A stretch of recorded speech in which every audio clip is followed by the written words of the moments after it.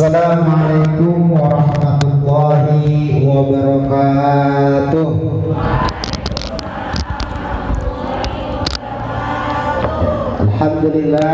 Alhamdulillahi rabbil alamin, wa bihi nasta'in wa ala umuri dunya waddin.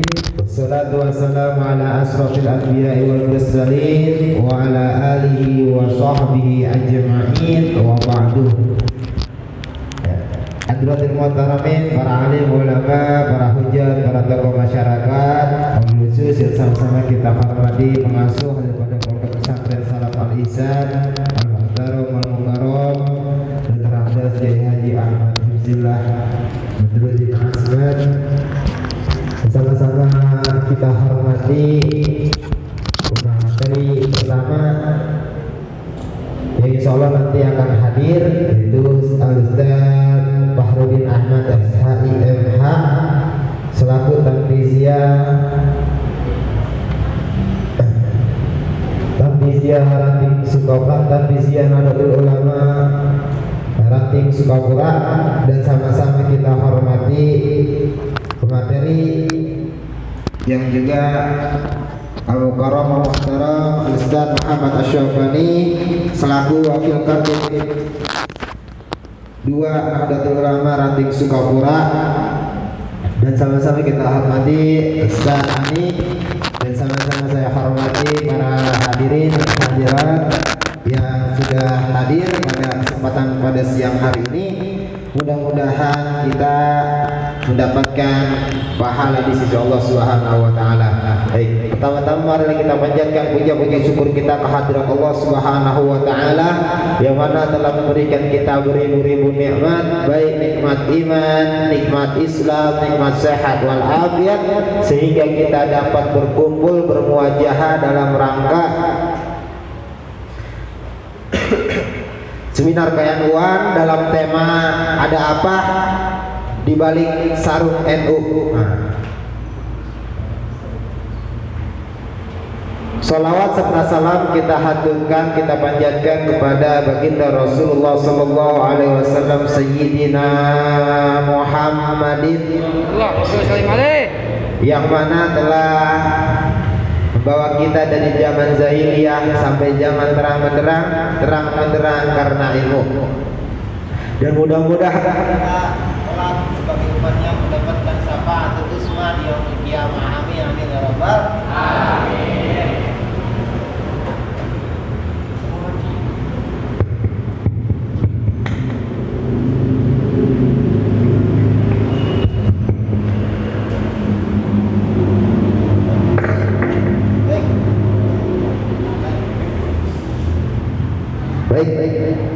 Untuk mempersingkat waktu, baik, acara kita mulai saja dengan mengucapkan Bismillahirrahmanirrahim. Acara selanjutnya yaitu materi kita yang pertama, yang insya Allah akan disampaikan oleh Al-Ustaz Muhammad Syafani dalam tema ada apa di balik sarung NU. Nanti akan dipaparkan. Hadirin harap disimak dan kalau perlu dicatat. Nanti jika ada sesi pertanyaan, maka jika sesi pertanyaan pertama itu cukup 3, kita cukupkan 3. Jika lebih nanti akan dibuka lagi sesi keduanya. Oleh karena itu, baik hadirin semuanya harap didengarkan ya, dan juga dicatat kalau bisa. Baik, untuk mempersingkat waktu kepada Al-Ustaz Muhammad Asy-Syafani, waktu dan tempat kami persilakan.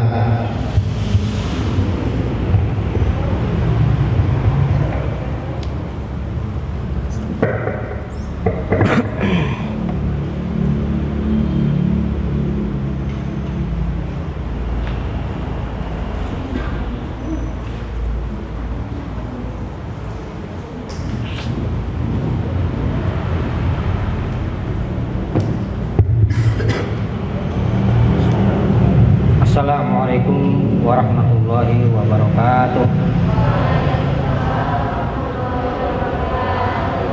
Alhamdulillahirabbil alamin wa bihi nasta'in wa ala umuri dunya waddin wassalatu wassalamu ala sayyidina Muhammad wa ala alihi wa sahbihi ajma'in, amma ba'du. yang saya muliakan selaku pengasuh Pondok Pesantren Salaf Al Ihsan, beliau Dr. Andes Kiai Haji Ahmad Ibzillah beserta keluarga. Tidak lupa pula kepada para dewan asatiz, mulai dari Ustadz Muhammad Ilyas, Ustadz Fahrudin Ahmad, dan Ustadz Anik yang saat ini sudah hadir menemani kita, yang dikirim langsung oleh Allah dari Lirboyo. Ya, Ustadz Anik. Ya, baik. Karena saya kebetulan di sini moderator, narasumber kedua. Karena narasumber pertama lagi dalam perjalanan, jadi saya mulai pertama. Jadi sebelum saya masuk ke temanya, ke acara inti daripada tema tersebut, saya ucapkan selamat ulang tahun kepada NU di Al Ihsan. Saya ucapkan banyak terima kasih, banyak syukur kepada Allah juga, ucapkan banyak makasih kepada para pengurus-pengurusnya, seperti ada Wahid sebagai ketuanya, ada Abus, ada Yunjib, ada Imam, ada Rahma, ada Sakinah, ada Lina, ada Ima. Ya. Mari kita doakan sama-sama kepada para pengurus NU, kepada para guru-guru kita, semoga diberikan sehat walafiat, panjang umur, dan dengan kesehatan beliau kita semua bisa dididik, bisa diajak, ya, diajak berlaku baik, berilmu, beramal, ya. Dengan begitu kita bisa menjadi santri yang enggak hanya cerdas secara integritas, tidak hanya cerdas secara spiritual saja, tetapi juga cerdas secara emosional. Al-Fatihah.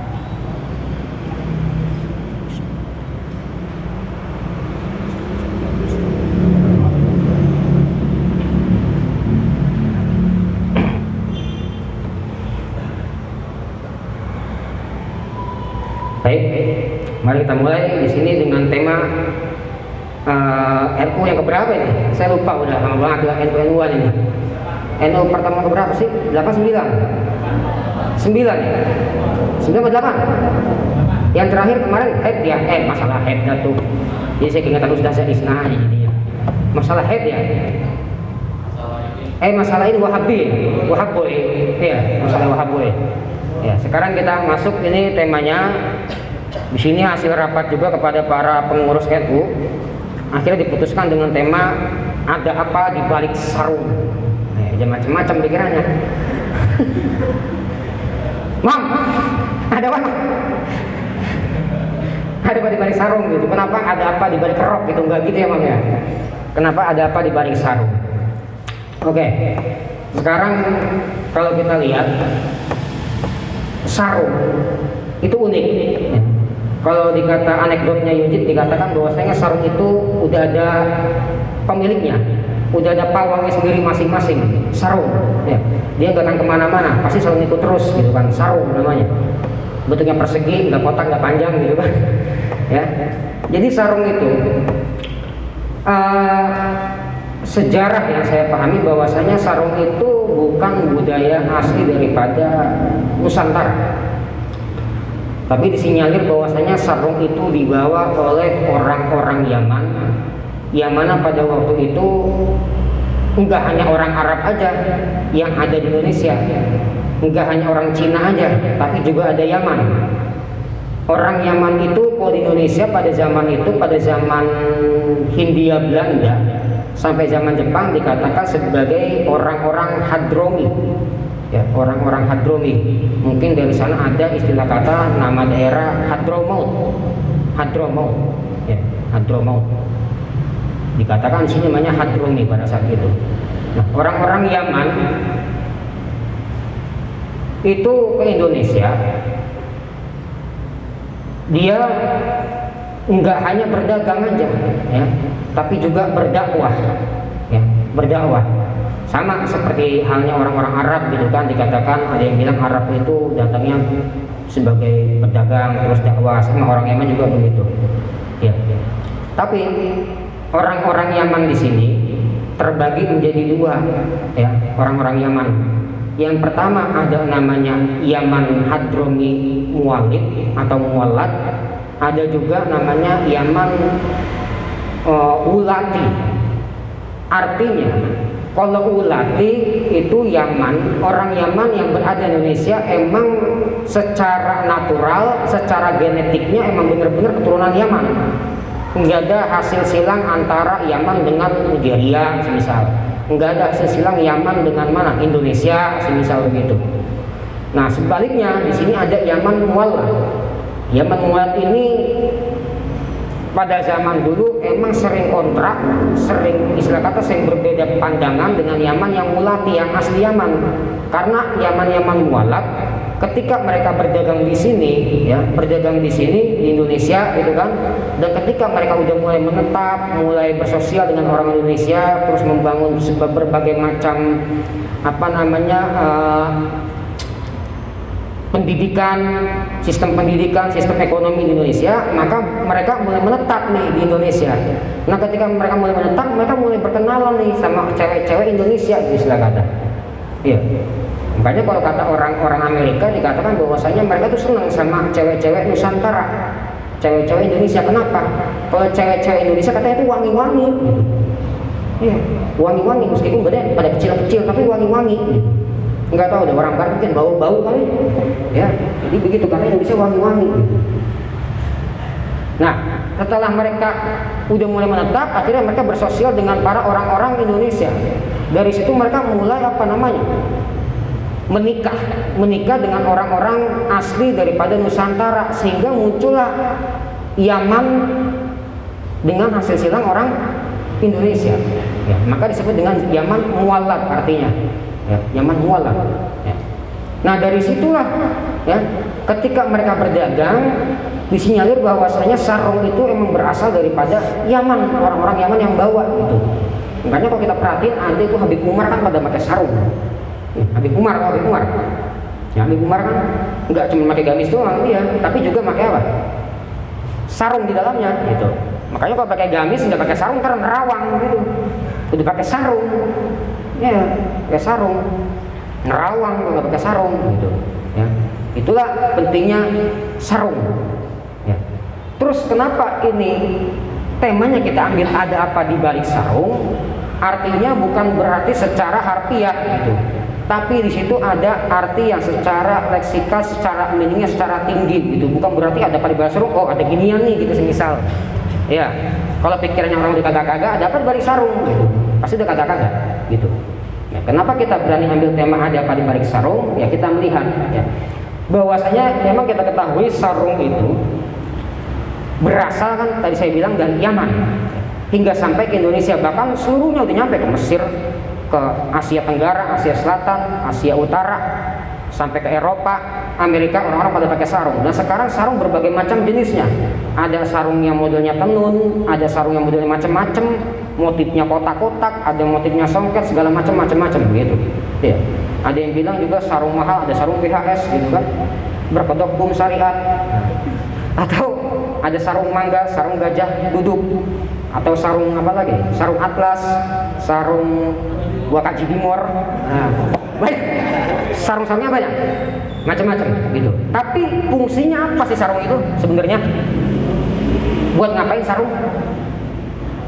Kalau Indonesia buat sholat kan? Ya. Sholat memakai sarung, tapi fungsi secara fikihnya untuk menutup aurat, ya kan? Itu sarung menutup aurat agar tidak dilihat oleh orang-orang yang istilah kata dikit-dikit melihat yang begitu dia gitu kan, gak demen gitu kan, istilah kata gak pakai sarung gitu kan. Ya. Jadi fungsinya pertama untuk menutup aurat. Nah, di sini tema ada apa di balik sarung, salah satunya itu fungsinya untuk menutup aurat. Oke. Ahlan wa sahlan bikum pada Ustaz Fahrul. Harusnya ini pertama ngomongin bukan saya. Ini saya ngomong juga. Kemana itu? Ya, secara fikih sarung itu sebagai apa? Alat untuk menutup aurat, ya kan? Sarung. Dan sekarang kita ketahui bahwasanya sarung itu bukan asli daripada budaya Nusantara, ya, dari Yaman hingga menyebar kemana saja, ke daerah mana saja gitu. Nah, oleh karena dia datang di Indonesia, maka menjadilah sarung sebagai sarung istilah kata diakuisisi sebagai budaya Indonesia gitu. Padahal sih enggak, siapapun berhak memakai sarung. Mau orang Islam kayak pakai sarung silakan, mau orang Hindu kayak silakan, mau Nasrani kayak silakan. Bahkan itu sempat muncul video yang orang-orang Nasrani pada pakai sarung, pakai baju Betawi, itu di mana kan? Saya lupa. Di Pondok Gede. Pondok Gede. Itu orang Nasrani nyanyiin lagu Nasrani cuma pakai sarung kayak budaya Betawi aja gitu. Itu kan sempat menuai kontroversi gitu. Kok pakai sarung? Ini kan budaya Islam. Tar dulu dong. Iya, sarung itu bukan budaya Islam, tapi budaya dari Yaman yang diakuisisi oleh orang-orang Islam di Indonesia gitu. Sehingga sarung itu udah melekat banget di mana? Di Betawi gitu. Karena kebanyakan orang-orang Yaman turunnya ke Betawi gitu. Ya. Jadi yang pertama kita garis bawahi bahwasanya sarung itu bukan budaya daripada Nusantara sendiri, tapi budaya Yaman, dan sarung berhak dipakai oleh siapa saja. Kita nggak boleh melarang gitu, ya, nggak boleh melarang. Nah, dari situ, dari orang-orang Islam Indonesia mengakui sisi bahwasanya sarung adalah budaya mereka, lalu muncullah para kaum santri memakai sarung sebagai apa? Alat buat sholat, alat buat mandi, buat kemana-mana gitu. Bahkan sekarang kalau kita lihat sarung itu dipakai oleh para gus-gus Lirboyo itu kan, sekarang orang pakai sarung keren gitu. Jadi jangan malu pakai sarung. Kadang pakai sarung ada yang ke mall gitu, pakai malu, pakai aja. Kita budayakan sarung itu keren, istilah kata. Jangan malu pakai sarung gitu. Akhirnya ketika sarung itu udah diakuisisi oleh para santri, para kiai sebagai ini loh identitas dari para santri salat, ini sarung ini gitu, sarung, ya kan? Dari para santri gitu. Santri dulu pakai sarung. Lalu pada tahun 1926 muncullah organisasi namanya Nahdlatul Ulama. Yang mana Nahdlatul Ulama itu identiknya memakai sarung, gitu kan? Nah, waktu ada rapat ketika waktu itu Soekarno ingin memerdekakan Indonesia, di situ Kiai Haji Wahab Hasbullah diundang sama Presiden Soekarno buat datang ke acara rapat buat memerdekakan Indonesia gitu. Dibilang kata Soekarno, rapat yang rapi, pakai jas, pakai celana, pakai dasi gitu kan. Tapi Kiai Haji Wahab Hasbullah tidak meninggalkan budayanya. Beliau pakai apa? Pakai jas, pakai peci, sorban, tapi tetap bawanya pakai sarung. Beliau dong diri-dirian gitu. Lah akhirnya apa? Ya Soekarno nggak bisa berkata apa-apa karena Kiai Wahab Hasbullah ini veteran perang. Silakan. Orang paling berani, paling depan melawan penjajah gitu. Mana berani Soekarno gitu loh. Sedangkan Soekarno CS-CS-nya ya itu para kiai, para ulama NU gitu. Nggak berani gitu. Jadi kita jangan malu pakai sarung, ya, pakai sarung. Sedangkan para leluhur kita tuh semasa Kiai Wahab Hasbullah, kayak si Mas Ari pakai sarung gitu. Bahkan kemarin-kemarin ada orang Wahabi mengatakan, ngapain pakai sarung, pakai gamis saja. Itu kayak Hasim di foto yang lama pakai gamis gitu. Weh, siapa bilang coba buka sarung kayak Hasim? Pasti ada sarungnya itu, gamisnya, iya. Pasti ada sarungnya, ya Hasim itu. Lo kalau dipakai sarung nerawang ntar kemana-mana, kelar kaler, repot, ya masalahnya. Terus apa hubungannya ada pada balik sarung dengan tema saat ini? Bahwasanya kita ketahui sarung itu adalah budaya milik orang Yaman, kemudian diakuisisi oleh orang Islam Indonesia, diakui oleh santri, lalu dipakai orang-orang NU, lalu dipakai oleh para santri Palisan sampai sekarang. Akhirnya sarung itu menjadi identitas, bahwasanya sarung itu sebagai identitas perlawanan para santri melawan apa? Penjajah. Sekarang kalau kita lihat di film apa itu yang tanya Ki Hasim itu, saya lupa. Sang Kiai, iya. Itu kan santri ditembak-tembakin pada pakai sarung, tapi tetap melawan. Itu betapa hebatnya gitu. Dia nggak pakai celana gitu kan. Mending kalau pakai celana susah dilorotin gitu kan. Lah kalau pakai sarung sudah gampang dilorotin, ngelawan lah nih. Nah, itu zaman dulu pakai sarung. Tapi sekarang, untuk konteks sekarang, kenapa kita harus pakai sarung? Sebagai istilah kata, sebagai bentuk rasa syukur kita, rasa terima kasih kita kepada para leluhur kita yang udah pakai sarung lawan penjajah. Dan sekarang lawan kita bukan penjajah dari luar lagi, tapi dari dalam negeri sendiri, gitu. Ya, dari dalam negeri sendiri. Semisal teroris, apalagi semisal yang lagi bumi-bumi sekarang ini, apalagi sih? Paham-paham semisal Wahabi gitu, yang nggak mau pakai sarung, mau pakai celana aja, gitu kan? Pakai gamis gitu misal. Atau paham-paham seperti apa lagi ya? Pencucian otak daripada apa? Bibit-bibit teroris gitu kan? Ya. Itu yang lawan harusnya dari kalangan kita, dari para kaum sarungan, ya, kaum sarungan, gitu. Itulah pentingnya kita membudayakan sarung supaya nanti apa? Supaya jasa-jasa para pahlawan yang pakai sarung bisa terkenang, istilah kata gitu. Ya. Lalu untuk saat ini sarung secara orisinilnya tetap menjadi penutup aurat dalam konteks fikih. Tapi untuk konteks kebangsaan, sarung itu sebagai penutup Nusantara dari para apa namanya? Dari para penjajah-penjajah baik dari luar maupun dalam negeri gitu. Walhasil bagaimana ketika ada orang-orang yang ingin merusuh di Indonesia, ada orang-orang yang suka ngebom di Indonesia, ada paham-paham radikal yang mulai bertumbuh di Indonesia, ada paham-paham ekstremis yang sekiranya membahayakan buat masyarakat Indonesia, maka yang paling depan siapa? Yang turun? Para kaum sarungan. Itulah fungsinya. Sarung bukan hanya sebagai penutup aurat dalam konteks fikih, jadi juga sebagai penutup pergerakan dari para kaum-kaum radikal, kaum-kaum ekstremis yang mulai muncul atau mulai masuk ke tanah air Indonesia. Itu, ya. Sampai sini paham ya? Sarung, paham ya? Pokoknya ada apa di balik sarung yang begitu, ya. Bukan ada apa di balik rok, ya. Jadi kalau sarung itu istilah kata bahasa Indonesia, tapi kalau bahasa Arab namanya izarun, sarung. Nah, kalau saya tanya Pak Ustaz Anik mungkin paham, ada kitab namanya Fathul Izar, ya. Nah, buka sarung, ya, buka sarung. Atau sama imam ini masternya, kita Fathul Izar, ya. Jadi begitu, ya. Nanti mungkin bisa saya berikan lagi kepada moderator, mungkin langsung sesi tanya jawab, terus kemudian nanti masuk ke narasumber atau bagaimana terserah moderator dah, ya. Pokoknya nanti saya dijelaskan secara secara gambaran depannya, sarung fungsinya secara ini bagaimana macam.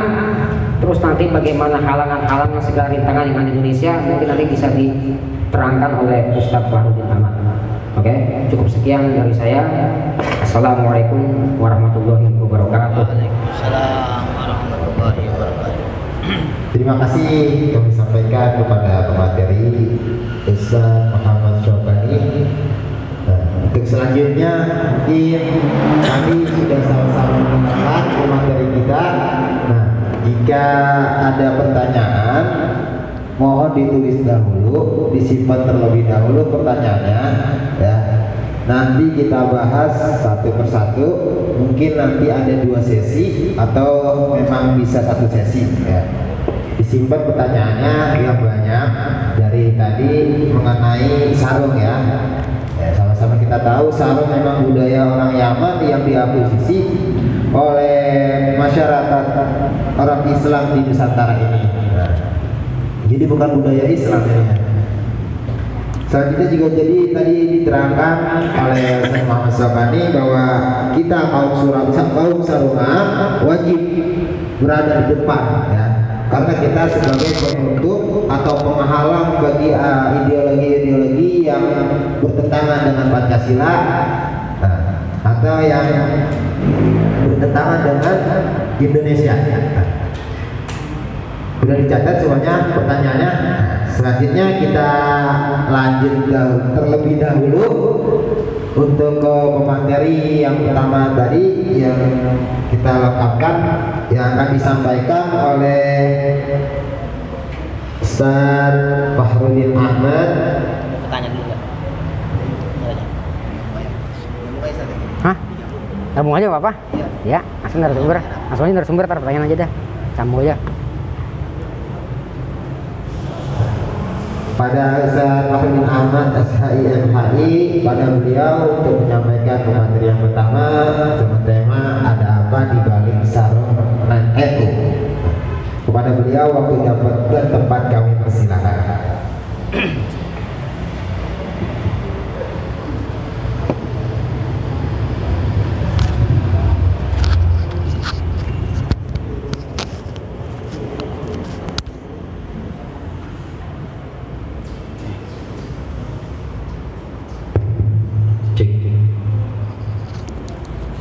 Bismillahirrahmanirrahim.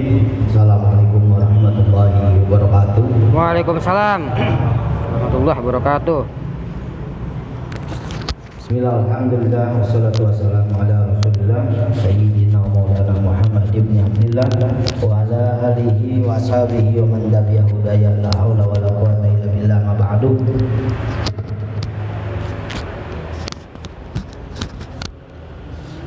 Yang kami muliakan tentunya Bapak Pengasuh Pondok Pesantren Salam Al Ihsan, beliau Kiai Haji Dr. Andas Ahmad Hifzillah bin Kiai Badruddin bin Kiai Muhammad Asmat,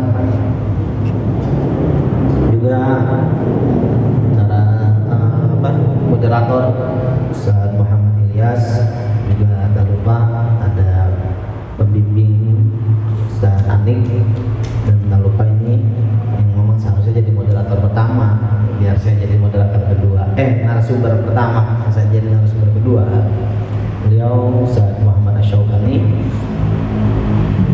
Pertama mohon maaf karena ada satu dan lain hal ini datangnya agak telat, sesuai mungkin dengan tema.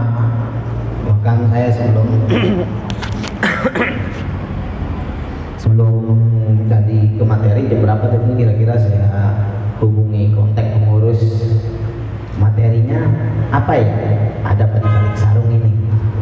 Ternyata pembahasan kita pada siang hari ini adalah tentang ada apa di balik sarung. Ada apa di balik sarung? Ini menandakan bukan hanya, sebenarnya kata sarung ini bukan berarti ini fokus hanya untuk pria. Tapi kalau kita maknai secara filosofi, makna sarung meluas. Jadi jangan bicaranya tentang sarung berarti saya nggak ada urusan nih.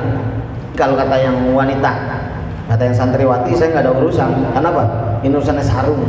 Ya, sedangkan saya nggak pakai sarung, ya, saya pakainya daster, iya, pakainya daster, baju muslimah terusan atau rok juga macam-macam, rok apa aja, ada rok apa ya, saya tahunya rempel, iya, rok rempel, atau yang rok yang lainnya, ya, asal jangan band rock, ya kan, itu. Berbicara tentang sarung yang mungkin saat ini menjadi sebuah identitas, bahkan kita kenal ada kata-kata julukan kaum sarungan, ya. Mungkin tadi sedikit banyak mengenai sejarah perjalanan sarung bisa sampai ke negeri kita dan bahkan bisa sampai ke kita. Mungkin begitu tadi sudah dijelaskan panjang lebar oleh narasumber pertama. Kedua tak? Narasumber kedua. Narasumber pertama. Tuh. Wah iya nih, salah naruh nih ngurus. Ya, baik. Oleh narasumber kedua jadinya itu sesuai tempatnya jadinya. Ya. Nah, filosofi daripada sarung sendiri terlepas dari asal muasalnya tadi yang mungkin sudah dijelaskan oleh Ustaz Muhammad Asyaukani, bahwa sehingga pada detik ini dan sampai saat ini sarung bahkan menjadi sebuah pakaian adat, ya, yang sebenarnya tadi dia pengakuisisi ya dari negeri Yaman. Nah, setelah perjalanan panjang tersebut sampailah di negeri Nusantara kita, Republik Indonesia yang kita cintai ini, yang damai sentosa, dan jangan kau goyahkan keimananmu, ya, dan jangan kau bawa apa, negeri yang sudah aman sentosa ini menjadi negeri yang carut marut, amburadul dengan berbagai macam hoax dan kekerasan yang berbalut agama. Nah, berbicara sarung, kita banyak mungkin macam-macam, dari mulai gajah tidur, ya, terus bangun dan dia duduk akhirnya, ya, atau apa, ya, ada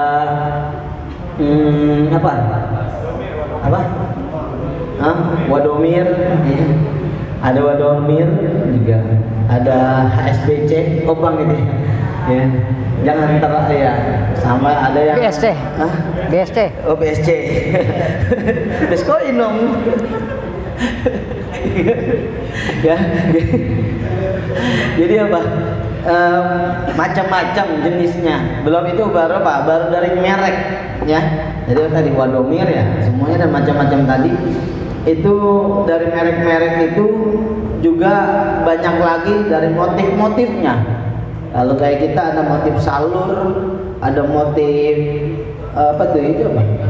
Motif batik, ya, ada motif polos, ada banyak dah. Itu macam-macam. Jadi dari motifnya macam-macam, dari mereknya macam-macam, dari kualitasnya bahkan macam-macam. Dan bahkan sarung bisa menjadi identitas sebuah daerah.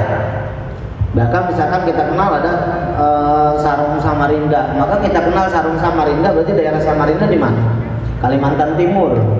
Nah, berarti apa? Mungkin ini sarung yang berasal dari daerah Kalimantan. Belum lagi kalau kita lihat nanti ada sarung coraknya corak batik, wah ini batik kelihatannya dari Jawa Tengah, ya, atau Jawa Timur.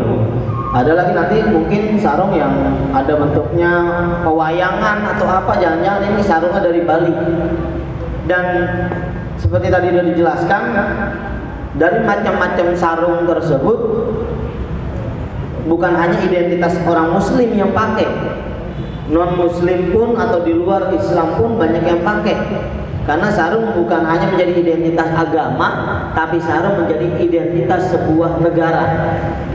Sama seperti halnya yang kita pakai peci hitam, siapapun bebas pakai, gitu. Bahkan kalau kita lihat anggota DPR mau yang muslim dan non muslim pakai, kadang-kadang di acara kenegaraan pakai peci hitam.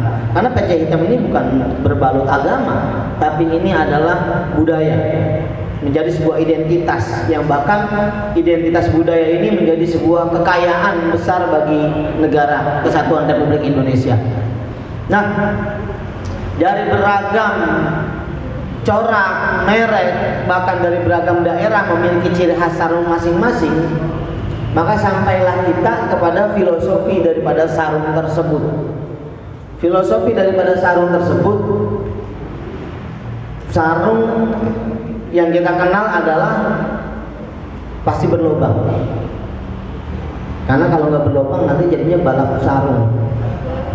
Oh, balap karung. Ya, jadi apa? Sarung pasti berlubang. Bagian atas dan bagian bawah berlubang.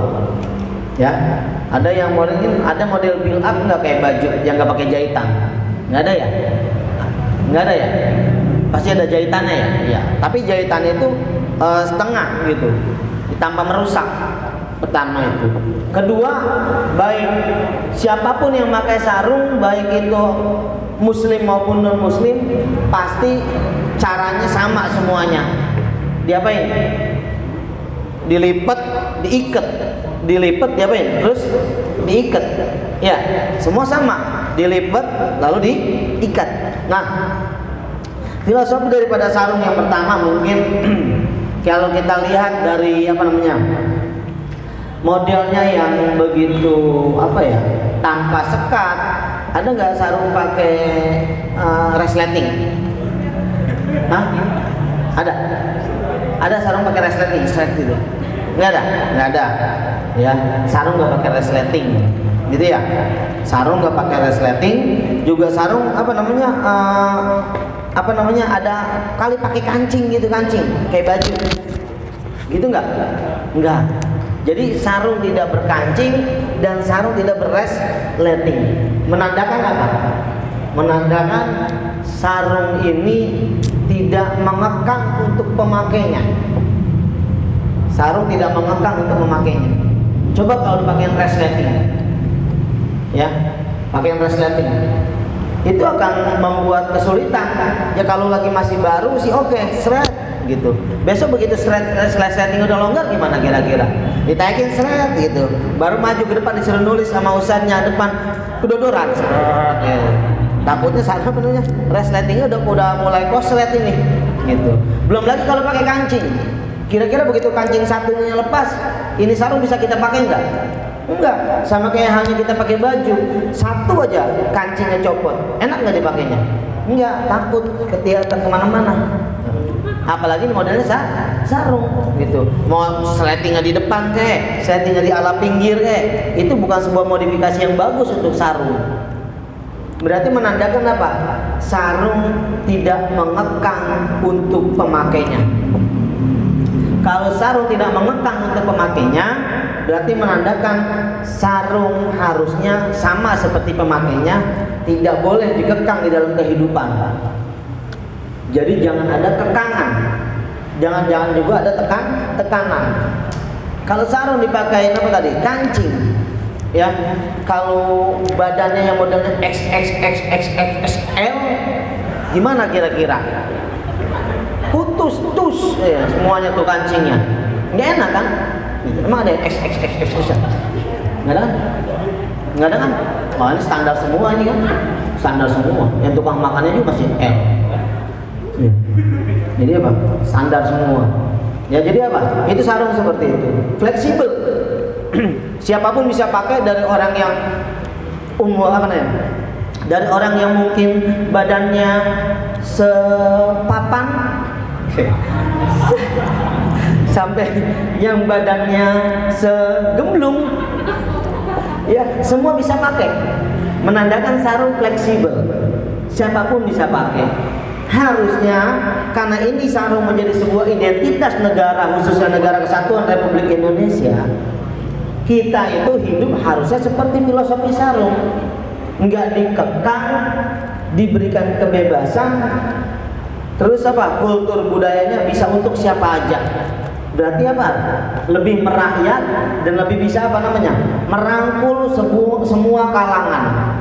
Mau yang kurus, yang endut, yang semi endut, semuanya bisa dirangkul dengan sarung. Enggak ada apa? Enggak ada apa namanya ya? Apa kesenjangan. Siapapun bisa pakai. Gitu. Berarti apa? Itu udah sesuai dengan kultur budaya Indonesia, yang mana di dalamnya terdiri dari macam-macam suku bangsa, ras dan agama yang berbeda-beda, bisa hidup berdampingan di negeri Kesatuan Republik Indonesia, sudah ada di dalam filosofi sarung tersebut. Ketika kita melihat sebuah perbedaan, jangan lihat itu sebuah perbedaan, coba cari ada nggak kesamaannya. Kenapa kita hanya bisa nyatu dari perbedaan itu hanya ketika kita berhubungan, yaitu antara laki dan perempuan, percintaan. Buktinya dari perbedaan jenis kelamin dan perbedaan watak bisa menyatu. Kenapa di dalam sebuah lingkup negara kita nggak bisa coba memberikan rasa empati kepada mungkin yang berbeda dengan kita? Itu supaya apa? Hidupnya tidak terkekang seperti filosofi sarung yang begitu fleksibel untuk siapa aja. Ya, terus itu apa? Dilihat dari segi apa namanya? Tanpa adanya resleting dan tanpa adanya kancing. Kedua, cara makainya pun sama. Ada yang cara pakai sarung cuman apa namanya? Gimana ya? Disangkutin doang gitu, set. Ada nggak? Ada yang kayak gitu? Wah, ada. Saya yakin semuanya pasti dia ikat, gitu ya. Semua ambil kayak gitu. Adapun nanti cara ngikatnya beda. Mungkin ada yang apa? ada yang ikatnya rapi, ada yang mungkin agak terbiasa pakai sarung, asal sembahyang Allahu Akbar, kedodoran lagi, naikin lagi. Tapi semua sama, caranya diapain? Diikat. Kalau caranya diikat berarti apa? Itu juga sesuai dengan filosofi bangsa kita. Setelah kita bermacam-macam, berbeda-beda bisa nyatu di sini, pererat tali persatuan dan kesatuan. Jangan mudah terpecah belah. Ini malah memecah belah. Gitu. Jadi apa? Negara yang sudah ada hasil jerih payah para ulama dan para pejuang untuk memerdekakan bangsa Indonesia, syukuri, nikmati, jalani. Kita tinggal nyukuri, nikmatin dan jalanin nggak bisa, menjaganya gak bisa. Kita mengapain? Memporak-porandakan. Bahkan yang lebih yang lebih ekstrim lagi kalau kita bilang apa? Negara yang sudah nyaman dengan keberadaan undang-undang dasarnya, yang sudah mengayomi semua masyarakat, bahkan hal-hal yang sensitif untuk bisa dijaga, ternyata malah banyak yang melanggar. Apa? Yang harus dijaga adalah apa? Ras, suku bangsa dan agama. Jangan sekali-kali kita menyentuh perbedaan dari ras, suku bangsa dan agama. Karena itu menjadi poin penting dari kekayaan negara Republik Indonesia. Tapi saat ini yang terjadi saat ini adalah kita terjadi sebuah kalau bisa dibilang sebuah kerancuan atau kericuhan dari sebagian besar oknum yang kadang-kadang berbalut agama untuk menyerang agama lain atau bahkan menyerang agamanya sendiri tapi beda aliran, beda mazhab itu. Dan itu harusnya apa? Dibuang jauh-jauh. Demi apa? Yang kita jadikan acuan adalah ketentraman di dalam berbangsa dan bernegara. Itu filosofi daripada sarung dengan lipatannya dan juga kancingnya dan resletingnya. Harusnya apa? Bisa menjadi apa? Bahan buat kita. Apa sih yang bisa kita ambil daripada filosofi sarung tersebut? Makanya mungkin pengurus daripada KMU-an ini mengambil tema ada apa di balik sarung? Nggak ada apa-apa. Ya, kalau secara zahir Pak, ya nggak ada apa-apa. Adanya kalau bahasa Jawa kantong. Ada celana lagi bagian di dalamnya, ya udah buat nutupin aurat kan gitu. Tapi apa? Filosofi yang begitu dalam dari sarung itulah apa yang sudah hampir menggambarkan kehidupan bernegara dan berbangsa di negara Kesatuan Republik Indonesia. Jauh-jauh diimpor dari mana? Yaman, datang ke sini lalu diaplikasikan di dalam kehidupan berbangsa dan bernegara sesuai dengan aplikasi di sini gitu. Tidak dengan mengikuti apa? Mengikuti aturan di luar. Mungkin nggak tahu Ustaz, kalau dasar dari Yamannya ke sini coraknya dulu kayak gimana Ustaz? Kotak-kotak doang. Kotak-kotak doang. Kotak-kotak. Ya, kotak-kotak. Datang ke sini bentuknya kotak-kotak. Sekarang bisa dihitung jari ada berapa orang yang pakai sarung kotak-kotak. Nah, kan udah macam-macam. Ada yang model kotak-kotak, ada yang model salur. Lalu model salur, model batik, model yang ala-ala yang model Samarinda. Ya, ada yang model Banjar katanya ya. Gitu. Itu macam-macam khas masing-masing daerah. Tapi tidak mengurangi apa? Tidak mengurangi daripada fungsi daripada sarung itu. Berarti menandakan apa? Menandakan waktu dibawa dari luar ke sini bukan berarti harus sampai detik ini harus modelnya begitu aja, enggak. Kita modifikasi sesuai kebutuhan daripada apa? Kebutuhan daripada adat budaya yang ada di Indonesia. Mungkin orang Jawa ingin memperkenalkan budaya mereka melalui sarungnya. Tetap caranya menutup aurat, tapi coraknya diganti dengan corak batik. Mungkin orang Bali ingin mengekspresikan budaya mereka di dalam sarung, mereka bikin, kalau biasa ciri Bali apa tuh? kotak-kotak gitu ya. Nah, seperti itu. Ada kotak-kotak putih biasanya di Bali itu. Ya. Ada orang Jawa Tengah, ya, seorang seniman wayang mungkin apa? Mereka ingin membuat bentuk wayang di mana di sarungnya. Itu sah-sah aja. Artinya apa? Tidak melulu hasil dari impor begitu aja, tapi kita modifikasi sesuai dengan kebutuhan mana? Kebutuhan di budaya kita dan adat istiadat kita. Gitu. Ini berarti apa? Yang dari sana boleh ngimpor, tapi berarti harus kita modif. Di mana? Di sini. Ya harusnya juga bahasa bisa dong kita modif. Enggak melulu harus kita ngomongnya ana ente antum, ya akhi ya ukhti. Bisa kita ganti wahai saudaraku, hei kamu, kan bisa. Gitu. Ya, terus apa lagi? Saya, aku, kan bisa. Itu budaya kita dan kekayaan bangsa kita. Kenapa kita harus malu? Kenapa? Justru mungkin kalau yang saya kutip misalnya dari ada beberapa ulama NU yang sering memberikan pencerahan kepada umat, dia bilang apa? Mungkin kalau negeri Arab hanya dari satu bangsa dan dari satu ras, ya, negeri Eropa mungkin hanya dari satu ras, tapi Indonesia dari beberapa macam ras. Sukunya pun bermacam-macam. Sukunya banyak. Ada suku apa? Ya, kalau Betawi nggak bisa kita hitung. Di luar lah, ada suku dari Jawa, dari Sunda. Sunda nanti bahasanya macam-macam. Jawa aja satu wilayah, misalkan Jawa Tengah aja itu ada bahasanya yang beda-beda. Ya, dari mulai kita tinggal di Brebes, kita kenal ngapak. Iya.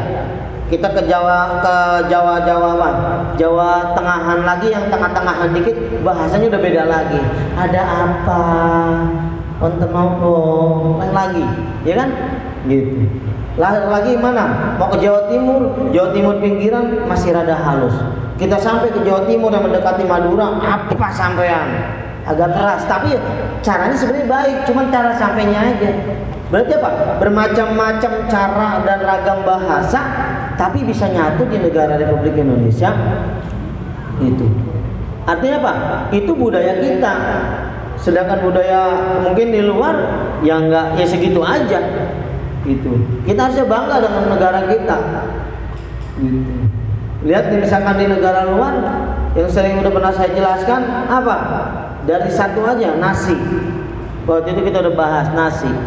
Bahasa Inggrisnya nasi, rice. Bahasa Inggrisnya bahasa Arabnya nasi, arruzza. Bahasa Indonesia jadi nasi. Tapi sebelum jadi nasi, beras.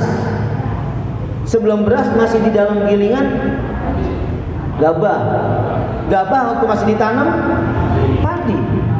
Kalau bikin nasi kelembekan jadi bubur. Digoreng jadi nasi goreng Mas Kabul. Ya, kode lagi kode. Ya. Ya, saya ngapa ngikutin aja kayak orang Atta. Ya, jadi apa? Itu jadi ketika digoreng jadi nasi goreng. Ketika kita nasinya udah bau, jadi nasi basi. Ya, gitu. Begitu nasi basi kita jemur, jadi nasi kering atau nasi aking. Itu dari satu macam jenis. Bahasa Arab tetap arruzza. Mau nasi basi, mau udah jadi bubur, mau lagi jadi nasi goreng Mas Kabul, semuanya tetap arruzza. Paham ya? Berarti apa? Tanpa mengesampingkan budaya mereka, tetap kita nggak menghina, hanya menjadikan sebuah sebuah pertimbangan untuk kita sebagai warga negara dan sebagai remaja yang tentunya pemuda, yang tentunya nanti akan menjadi cikal bakal pemimpin negara kita ini. Ya siapa tahu dari santriwati alisan bisa kan? Siapa tahu yang jadi apa? Jadi ada yang jadi presiden, jadi gubernur, jadi apa lagi? Kepala daerah, bupati, wali kota, gitu, wali santri. Ya, Jadi banyak itu. Atau lingkup terakhir jadi Pak RT. Ya, setidaknya Pak, alumni mana itu pesantren Pak RT-nya kok Islami banget tuh, membawa budaya di wilayahnya, benar-benar budaya apa sesuai dengan kultur budaya daerah situ. Oh, Pak RT-nya alumni santri Al-Ihsan. Ya, berarti ada keberkahan di situ. Ya, menjadikan kampungnya menjadi kampung yang baldatun thayyibatun wa rabbun ghafur. Gitu. Jadi apa? Itu Pak, nggak menutup kemungkinan justru pemuda-pemudi ini harus paham, cintai apa? Budaya yang ada di Indonesia. Itu makna daripada ada di balik sarung. Ada apa di balik sarung? Itu dengan berbagai keragaman, keluasan, fleksibilitas daripada sarung memberikan sebuah kesan kepada kita bahwasanya sarung itu adalah pengejuantahan daripada filosofi Negara Kesatuan Republik Indonesia. Jangan pernah kita ganggu negara yang sudah rapi dengan aturan-aturan yang mengatur semua etnis, suku bangsa serta bermacam-macam agama bisa hidup berdampingan di sini dengan cara-cara yang keji, bahkan dengan cara-cara yang menistakan, yang kadang-kadang berbalut agama. Karena kehancuran daripada Timur Tengah kebanyakan daripada apa? Kebanyakan karena bahkan mereka itu cuma dikit sukunya, nggak banyak seperti Indonesia. Suku Jawa nanti ke Sumatera ketemu dengan Medan, Sumatera ke barat nemu dengan Padang, ke Kalimantan nemu dengan Dayak, pergi ke Papua nemu Wahid, nemu apa dah suku apa Asmat, ya pergi ke pedalaman Jawa Barat ke Banten nemu suku Baduy. Banyak suku tapi hidup bisa berdampingan. Mereka dua suku berantem yang bikin ngancur porak-porandai negara. Coba pakai itu enggak? Lah coba itu. Ya. Jadi artinya apa? Janganlah tatanan yang sudah diatur sedemikian rupa oleh para pendiri bangsa, kita bisanya ngapain doang? Ngotorin. Memberi sumbangsi nggak bisa, ngotorin gampang banget. Karena memang seperti itu, sama dengan pepatah bahasa Indonesia mengatakan apa? Mencari kawan itu sulit, mencari lawan itu mudah. Dan itu filosofi itu harusnya dipakai juga, pepatah itu juga menjadi pepatah bahasa Indonesia, harusnya dipakai juga. Kenapa? Kenapa kita gampang mudah terprovokasi? Karena memang mencari lawan itu mudah, tapi mencari kawan itu sangat sulit. Nah itu Pak, itu harus menjadi sebuah pemikiran bagi kita, pemahaman khususnya nih bagi para pemuda dan pemudi, pemuda dan pemudi yang nanti bakal menjadi penerus generasi selanjutnya, agar kita punya pemahaman. Ingat, punya pemahaman jangan apa? Jangan takut dan jangan jangan pokoknya harus luwes lah, fleksibel. Artinya bisa menerima semua golongan, bisa merangkul bukan memukul, bisa mengajar bukan mengajar, bisa mendidik bukan menghardik. Itu tugas kita sebagai generasi muda Nahdlatul Ulama. Ya, lihat bagaimana Pak sepak terjang perjalanan dari pendiri muassis daripada Nahdlatul Ulama, bagaimana mereka berjuang. Kita kan udah memahami harusnya kan, karena ini udah pertemuan keberapa ini pengurus, pertemuan keberapa ini kita KNU-an? Pertemuan ke-8.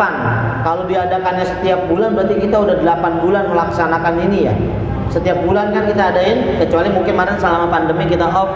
Tapi jadi kalau namanya pertemuan ke-8 berarti kita sudah 8 kali melaksanakan KNU-an, berarti sudah 8 bulan kita berada di KNU-an. Harusnya sudah memahami bagaimana sepak terjang daripada muassis kayak Wahab Hasbulo yang kita bilang seperti seksi repot beliau mondar mandir ke sono ke sini, tujuannya cuma satu, supaya apa? Selain lillahi kalimatillah, untuk menegakkan agamanya Allah di bumi pertiwi Indonesia ini. Untuk apa? Menjaga kenyamanan dan keamanan berbangsa dan bernegara. Tujuannya tidak lain dan tidak bukan supaya kita bisa nyaman di dalam beribadah. Mungkin sedikit daripada 10 menit yang saya bisa sampaikan. Selanjutnya mungkin nanti kita bisa ada sharing-sharing mengenai permasalahan polemik yang ada di Negara Kesatuan Republik Indonesia melalui filosofi sarung tersebut. Akhirul kalam, saya serahkan seluruhnya ke moderator. Wallahul muwaffiq ila aqwamit thoriq. Wassalamualaikum warahmatullahi wabarakatuh. Terima kasih kami ucapkan jazakumullah khairan katsiran jaza kepada narasumber yang pertama, yaitu Ustaz Fahrudin Ahmad SHI MAI. Nah, selanjutnya tadi beliau sudah menyampaikan bagaimana bahwasannya sarung itu bukan hanya untuk pria saja, tapi juga bisa untuk digunakan oleh perempuan. Dan juga sarung juga bukan hanya identitas agama, tapi juga sebagai identitas budaya kita, ya budaya Indonesia. Jadi juga tadi sudah dijelaskan bagaimana filosofi sarung. Semoga kita lebih semangat lagi untuk menarik daya pikir kita yang lebih kritis dalam dunia pendidikan pesantren ini. Nah, baik, itu selanjutnya kita buka sesi pertanyaan. Saya buka untuk pertanyaan bagi putra 2, bagi putri 2 pertanyaan. Sesi pertama. Baik, Kang Agus, bagaimana pertanyaan pertama?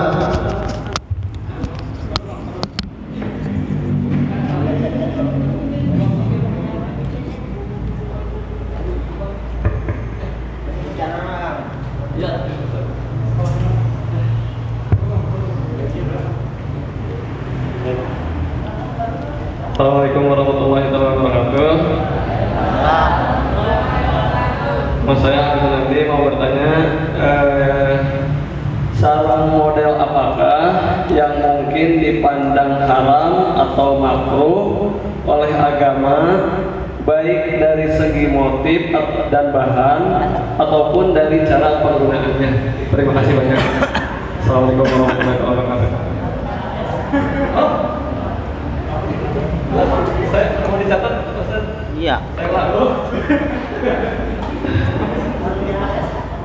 Sarung model apakah yang mungkin dipandang haram atau makruh oleh agama, baik dari segi motif dan bahan ataupun dari cara penggunaannya? Terima kasih.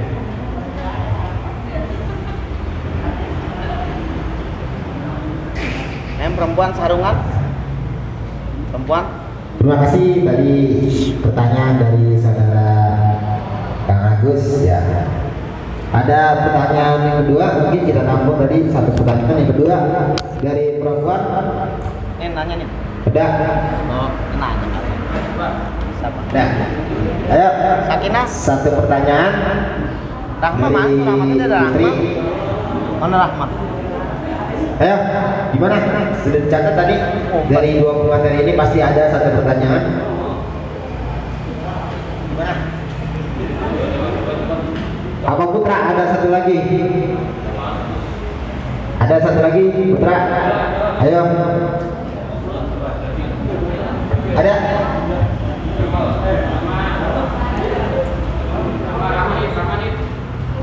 Putri ada? Ayo, satu pertanyaan. Rahma, ada? Ya, sebutkan namanya sama kelasnya.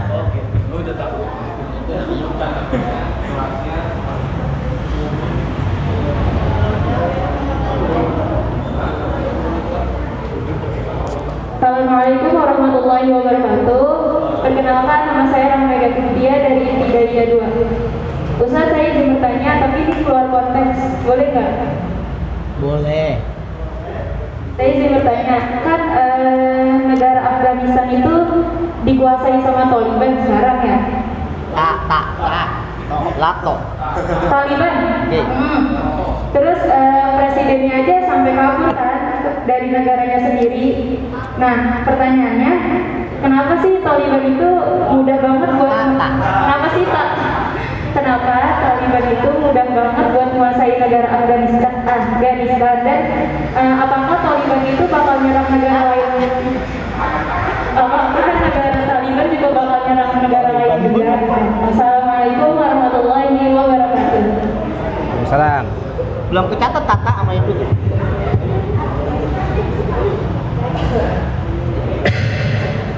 Terima kasih tadi saudari Rahma telah menyampaikan pertanyaannya. Ya. Ada satu lagi yang mau tidak? Oke, sesi pertama kita tutup dulu buat 2 pertanyaan. Buat yang lain boleh yang mau bertanya nanti jika ada sesi kedua. Baik, pertanyaan pertama dari saudara Kang Agus. Pertanyaannya yaitu sarung model apakah ya yang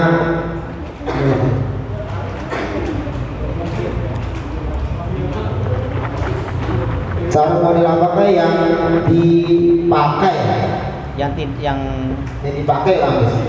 Sarung model apakah yang mungkin dipandang haram? Ya, sarung model apakah yang mungkin dipandang haram atau makruh? Ya. Sarung model apakah yang mungkin dipandang haram atau makruh? Ya, dan bagaimana cara memakainya? Dari segi bahan atau motif. Ya. Mungkin dari segi bahan atau motif yang dipakainya. Oke. Baik, dari pertanyaan pertama narasumber yang ingin menjawab. Saudari. Yang pertama. Sarung model apakah yang memungkinkan dipandang haram atau makruh? Mungkin dari segi model, bahan. Gitu Gus. Iya. Pertanyaannya aneh-aneh.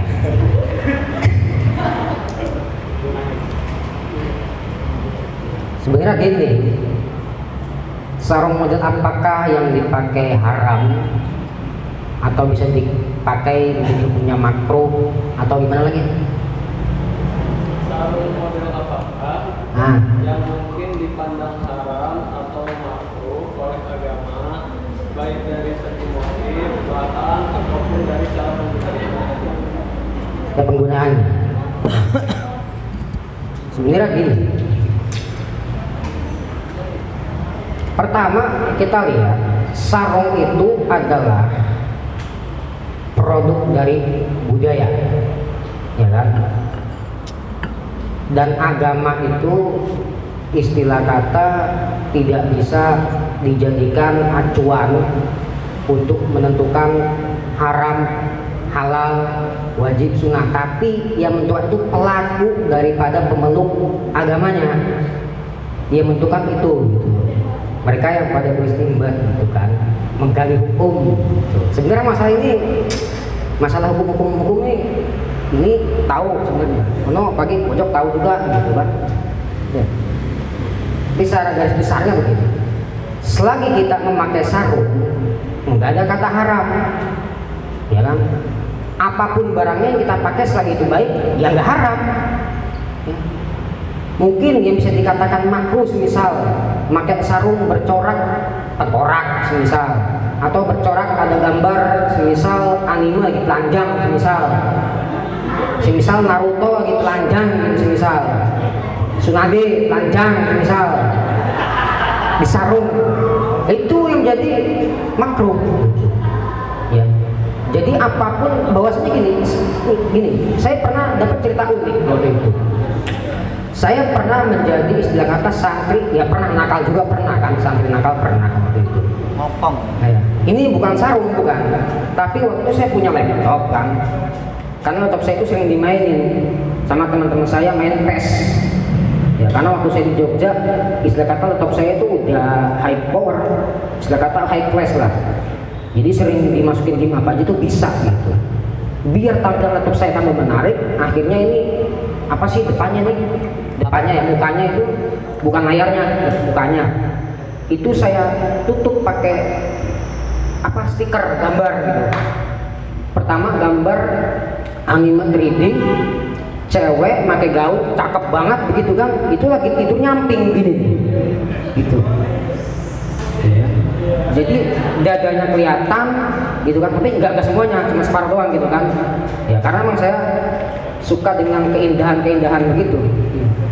Nurdin Soekarno paling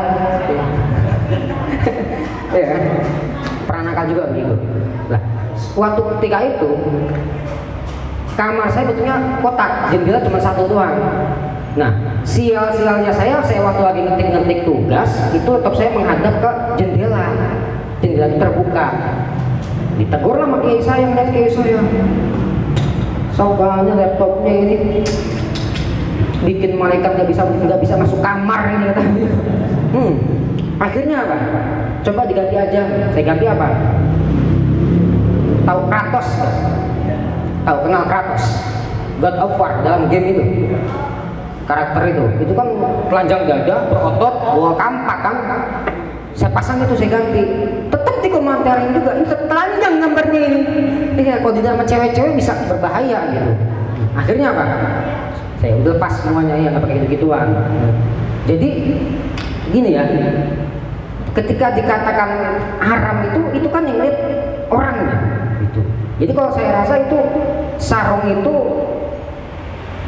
nggak bisa dikatakan haram gitu. Mungkin dikatakan makruh, mungkin bisa karena gambarnya seperti itu, kayak tengkorak, cewek telanjang, segala macam motif-motifnya gitu. Lah, ketika dikatakan haram itu pun ketika dipakai yang kagak-kagak gitu. Ya kan? Itu pun sarungnya nggak jadi haram, tapi pelakunya yang melakukan haram itu gitu. Contoh semisal sarung biasa aja, semisal sarungnya nih apa namanya kayak Wahid begitu kan, sarung murahan itu.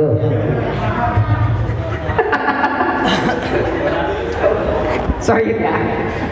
Gampang robek kan ya? Ya. Oh ya. Misal sarungnya Wahid dibuntel-buntel gitu, dibuat gantung diri gitu. Lah itu kan yang jadi haram kelakuan daripada gantung dirinya gitu. Ya kan? Paham nggak? Nah, terus ketika sarung itu bisa dikatakan haram juga pada pelakunya. Contoh, misal sarungnya semuanya dari bahan sutra, dipakai sama laki-laki, itu kan otomatis haram. Nggak boleh laki-laki pakai sarung sutra, kecuali perempuan kali, ya. Tapi ada beberapa sarung yang komposisinya ada dari sutra, juga dari istilah kata apa sih bahannya tuh? Selain sutra, katun ya? Prospek. Hah? Ya pokoknya gitulah ya. Ya pokoknya gitulah. Katun yang cemen. Ya pokoknya gitu, sarungnya tuh ada dari tercampur dari sutra sama bahan lain. Kita lihat komposisinya, kalau semisal persentase daripada sutranya lebih banyak, maka haram dipakai buat laki-laki. Tapi kalau lebih banyak melebihi daripada sutra itu sendiri, maka nggak apa-apa dipakai gitu.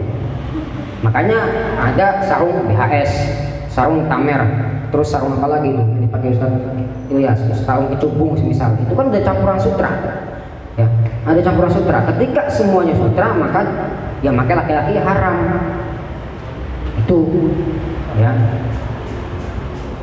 Jadi tenang aja, selagi pakai sarung itu nyaman, enak, ya nggak masalah, gitu, ya. Paling kalau semisal secara padang tasawufnya semisal kan, kalau orang-orang zaman dulu kan pakai baju tuh sampai nyeret-nyeret itu, raja-raja Inggris tuh kan sampai nyeret-nyeret bajunya. Lihat pernikahannya apa namanya putri yang di Inggris itu, sampai gaunnya itu yang bikin nenunnya itu kan sampai berapa ribu, berapa ratus tukang itu loh. Itu yang semua pilihan semua itu tukang nenun itu.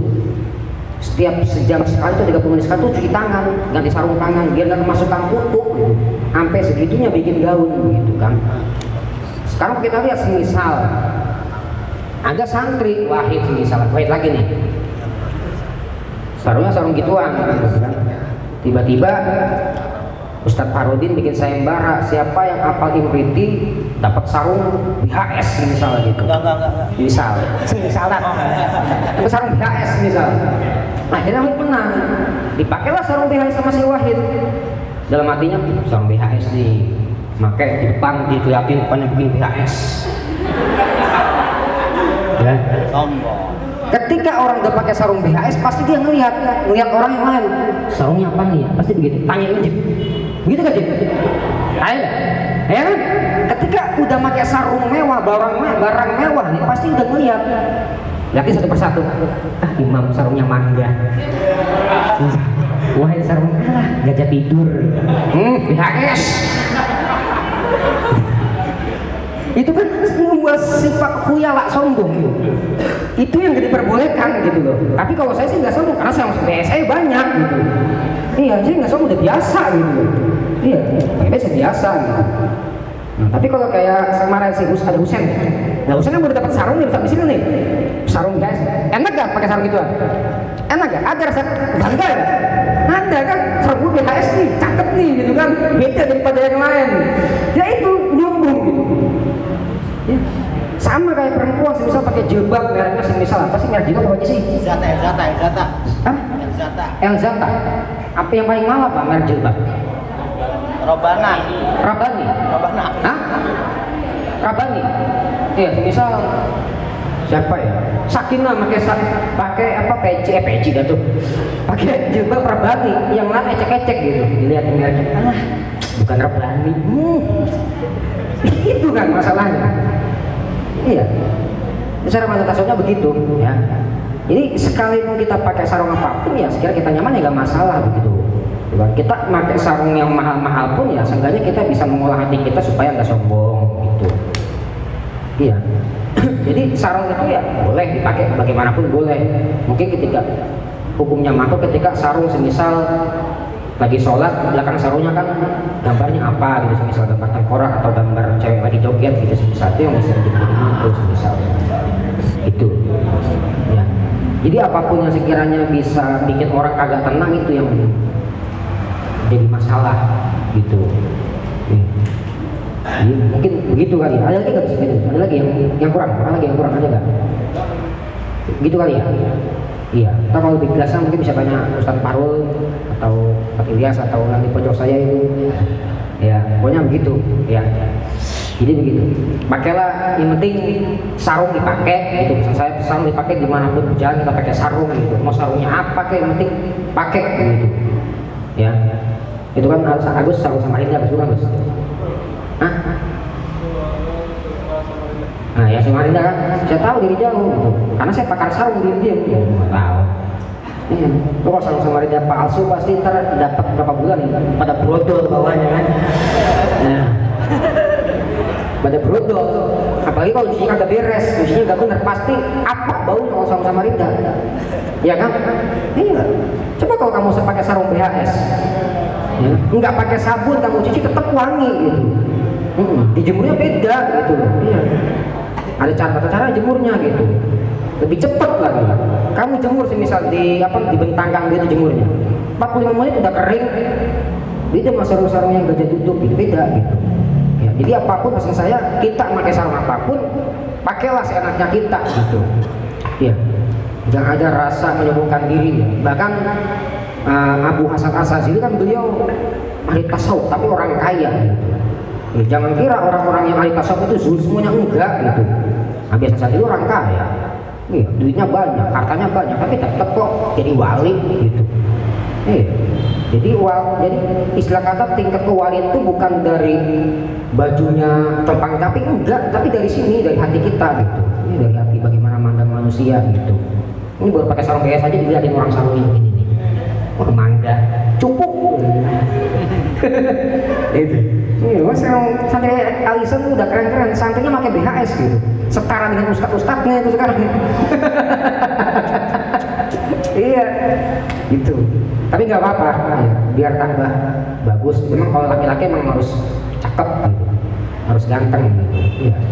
Soalnya kalau kita pakai sarung BHS, pakai sarung kecubung bermerek atau pakai jilbab Rabani gitu tuh kecantikan dan ketampanan jadi nambah 30% gitu misalnya gitu. Iya bener. beneran. Jadi tambah pede aja gitu ya. Mau hafal kayak mau kagak kayak mau di kelas goblok kayak tetep aja pede gitu ngaji gitu. Iya, pakailah pakaian yang membuat kita pede gitu. Iya. Itu ya. Udah mungkin gitu aja yang mungkin bisa disambungkan oleh Ustaz Fardin. Tambahin dikit nggak apa-apa. Mungkin ada tambahan dari Ustaz Fardin. Apa? Pertanyaan dari Kang Agus tadi. Kang Agus. Yang tadi Tambahan. Oh. Tadi apa Anda pertanyaan?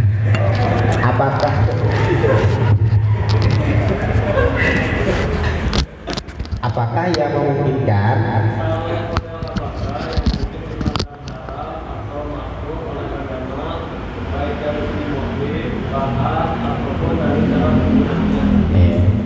kalau dari segi bahan ya tentunya yang haram ya yang terbuat ya dari bahan yang diharamkan dalam agama, sarungnya ya kan gitu. Kedua, motif. Kalau motif berarti dari misalkan corak ya. Nah, corak kan tadi seperti Ustaz Sokani sampaikan, gambarnya perempuan gitu ya kan, gambarnya perempuan meskipun perempuannya rapi menutup aurat gitu, hasil buah karya seni, karya lukis tadi di sarung, pas tempatnya di belakang ketika kita sholat gitu, sholatnya di Masjid Al Ihsan yang anginnya nyiur-nyiur, tuh sarung goyang-goyang gitu. Berarti itu perempuan ikut goyang-goyang ya gitu. Akhirnya di belakang apa? Ngikutin matanya begini ya, gimana kira-kira? Merusak kehusyuan sholat. Itu dari segi motif. Bahan udah jelas. Terus apa itu? Cara pemakaian. Kalau cara pemakaian berarti sarung yang dirobek-robekin sampai membuka aurat, itu tentu sarung yang diharamkan, nggak boleh dipakai gitu. Atau sarungnya udah robek-robek gitu. Atau mau ngikutin kayak gaya-gaya anak pang yang di jalanan yang ada robek-robeknya, sarung juga bisa nih, gua anak pang. Gimana sarung juga gua gaya-gaya pang nih, yang robek-robekin di sini, dengkulnya kelihatan. Ya gitu. Pas giliran di tempat teman ini dibopong, ditambel ya, jadi apa, nanti jadi kurang bagus. Itu aja sih tambahannya. terima kasih sudah jawab. Mungkin Kang Agus bagaimana, sudah puas untuk jawabannya? Yang lain mungkin ada yang ingin menyangka atau ingin menambahkan? Tidak ya? Oke. Selanjutnya kita ke pertanyaan yang kedua dari Saudari Rahma. Ya, pertanyaan kedua ini di luar dari ini ya, dari tema kita. Kenapa Taliban itu bisa ya, di Afghanistan itu bisa menghancurkan negaranya? Kenapa Taliban, bukan Taliban nanti, Taliban itu bisa menghancurkan negaranya? Bahkan Presiden Afghanistan sendiri menyerah. Mungkin dari pertanyaan ini bisa dijawab oleh narasumber kita pertama, Ustaz Fardin Ahmad. Kepada beliau, kami silakan. Taliban kalau bisa ngancurin negara, apa nanti di negara kita bisa hancur karena Taliban? Bahkan kan sekarang ada berita-berita pertemuan antara Nahdlatul Ulama dengan Taliban. ada ya? Ada.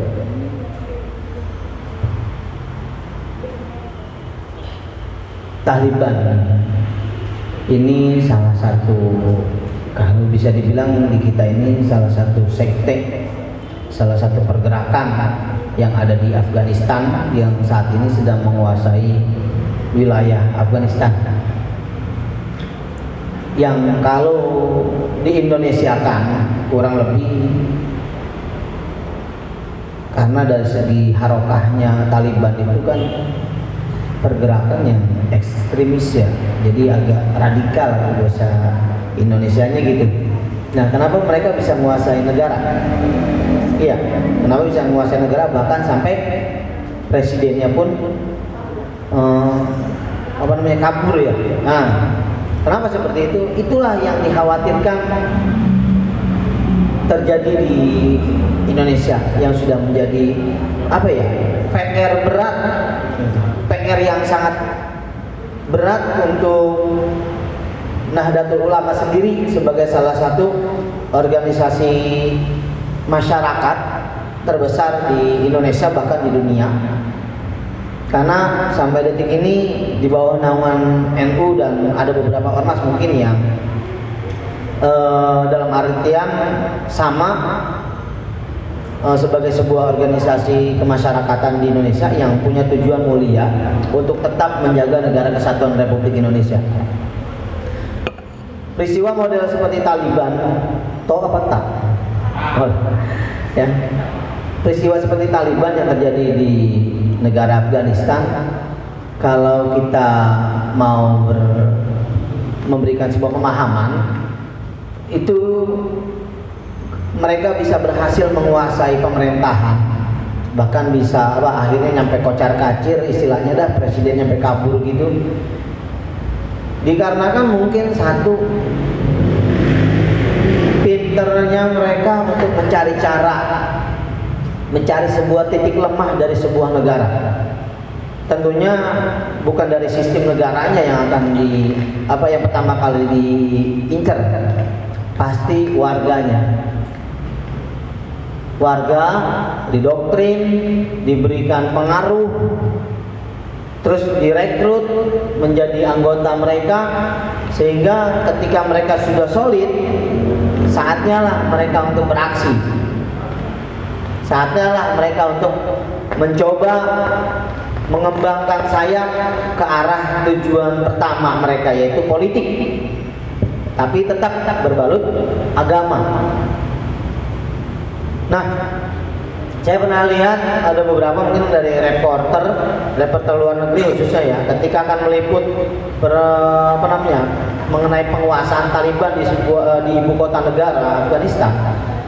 Itu bahkan sampai kamera aja itu sulit gitu, sampai mereka itu benar-benar memperhatikan ada gerak-gerik yang kira-kira mencurigakan, ada kamera atau apa, bahkan langsung disita, ditahan. Padahal itu di wilayah, kalau bisa kita bilang di luar ring satunya lah, atau ring 3.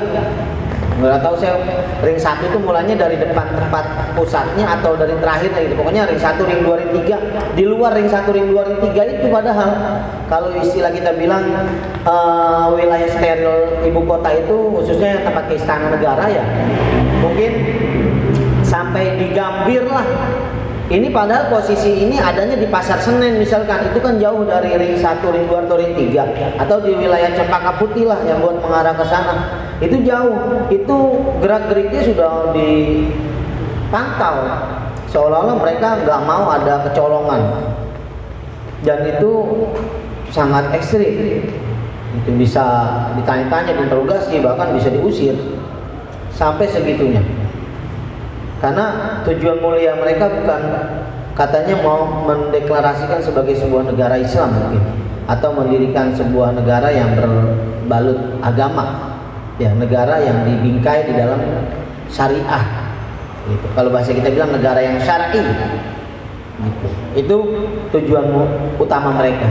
Tapi yang kita lihat adalah mungkin itu hanya sebagai propaganda aja. Begitu mereka menguasai pemerintahan, maka kita akan lihat ke depannya seperti apa. Mereka baru menguasai, belum membentuk sebuah pemerintahan aja, udah tidak seperti filosofi sarung. Yang mana tadi sarung harus apa? Ya tadi bisa fleksibel. Sarung itu nggak pakai kancing dan nggak pakai resleting. Artinya tidak mengekang kehidupan. Ketika di sana terkekang kehidupan, yang perempuan harus bernikob, ya, bernikob atau nikob, ini yang tertutup, nah, gitu. Itu salah satunya, karena itu adalah bagian dari syariat menurut mereka, gitu ya. Nah, seperti itu sadisnya, bahkan ada yang sampai dibunuh katanya. Nah, itu terjadi karena apa? Padahal mereka cuma ada 2 sekte, dikit loh. Dan suku bangsa mereka itu sedikit. Suku bangsa mereka itu nggak banyak seperti Indonesia, yang bahkan bahasa Indonesia aja, bahasa daerah di Republik Indonesia ini bisa ratusan. Mereka dikit. Yang dikit justru malah bisa hancur. Kenapa? Ya tadi propaganda yang berbalut agama. Mereka merekrut, mendoktrin, mencuci otak. Untuk apa? Tujuan katanya untuk menegakkan kalimat Allah. Tapi itu hanya sebuah propaganda. Mungkin nanti ketika mereka jadi di pemerintahan belum tentu. Karena tidak semudah itu membentuk sebuah pemerintahan yang Islami. Karena Rasulullah sendiri aja nggak pernah mendeklarasikan negara Islam. Tapi Rasulullah mendirikan sebuah negara di atas perdamaian yang menjadi rahmatan lil alamin. Justru Islam akan lebih berkembang seperti itu. Dan apakah Taliban juga bisa terjadi di Indonesia? Gitu dia. Apakah Taliban bisa Taliban ya? Ini terlalu Arabisasi. THA jadi TOK. Enggak apa-apa. Bercanda. Jadi apakah Taliban bisa menguasai? Tentu bisa. Kalau mereka sudah menjadi sebuah organisasi internasional, pasti bisa. Ya, setidaknya mereka sudah menguasai satu negara, mereka bisa bikin link-link di negara lain, bisa aja terjadi. Yang penting cara kesolidan dan kekompakan mereka yang akan membentuk sebuah negara Islam seperti itu.